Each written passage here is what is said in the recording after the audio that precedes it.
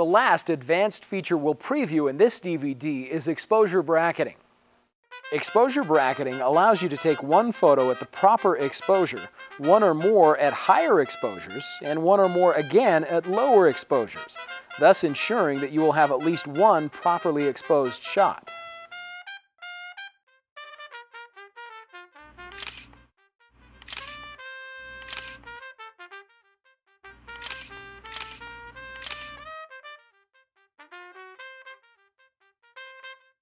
This works with or without the flash being operated, depending on your menu, custom settings, auto bracketing settings.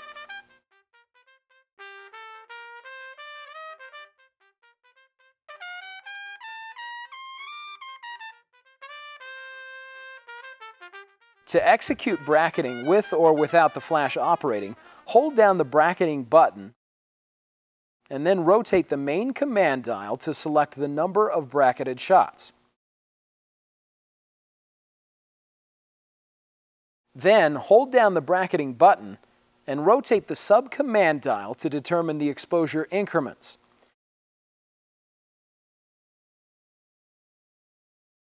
If you select a continuous shooting mode with bracketing, you need only to press the shutter once to have all shots fired off simultaneously.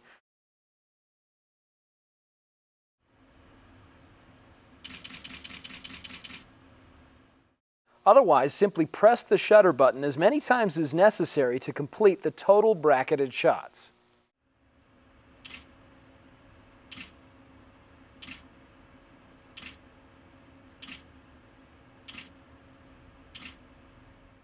This feature is used extensively by many pros to overcome the most noticeable downside of using a digital camera. Namely, lighter and darker areas of digital photos capture a markedly smaller amount of detail than film. By bracketing a shot and opening all three exposure versions in Photoshop, people can combine the shots, erasing all but the best detailed exposed versions of each shot. The final product is a much more detailed photo. White balance may also be bracketed in a similar manner by selecting it in the menu Custom Settings Auto Bracketing Settings.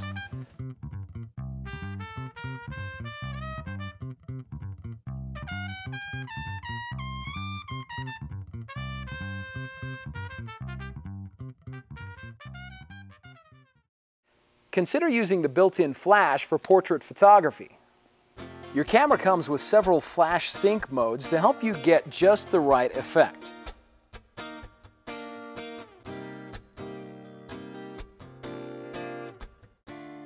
Front curtain sync for most situations. Red eye reduction pre-flashes for about 1 second in order to contract the subject's pupils, thus reducing the infamous red eye effect. Red eye slow sync combines benefits of red eye reduction with slow shutter speed, resulting in a properly exposed background at night, while the subject is still properly exposed by flash without red eye. Use this mode with a tripod or monopod. Use only with programmed auto or aperture priority exposure modes.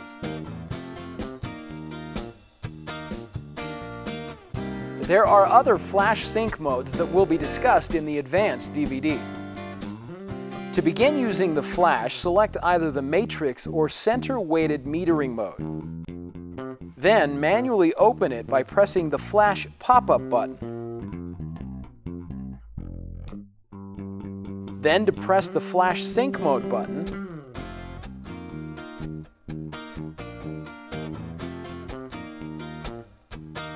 while rotating the main command dial to select a desired flash mode.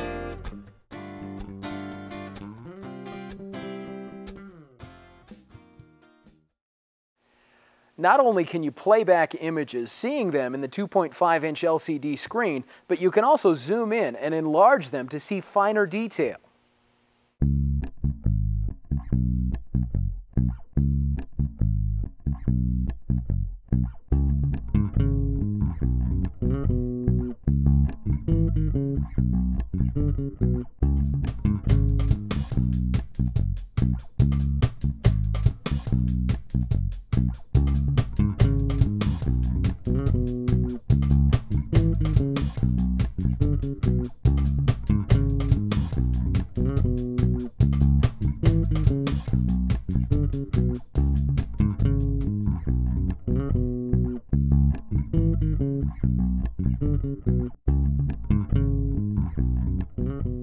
Besides checking the LCD and actually viewing the image after it's taken, you can check the exposure by simply looking at the image's histogram graph.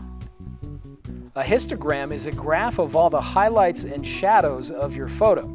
It represents the range of brightness from shadows on the left to highlights on the right of a horizontal axis. Midtones are shown in the center.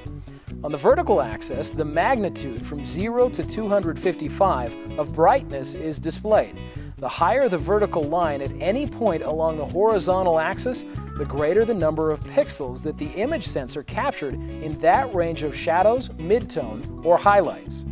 A histogram of a photo showing only a lot of pixels in the shadows range on the left side of the graph represents a picture that is mostly dark. And similarly, a histogram of a photo showing only a lot of pixels in the highlights range on the right side of the graph represents a picture that is mostly light. A well-exposed picture is typically one that has a fairly even distribution of pixels across the entire histogram. To see the histogram of an image, press the play button to review photos. Scroll to the photo whose histogram you want to see by pressing the left or right points on the Multiselector button. Then press the up or down points to scroll to the histogram of that image. Press the play or shutter button halfway down to return to normal play or camera mode.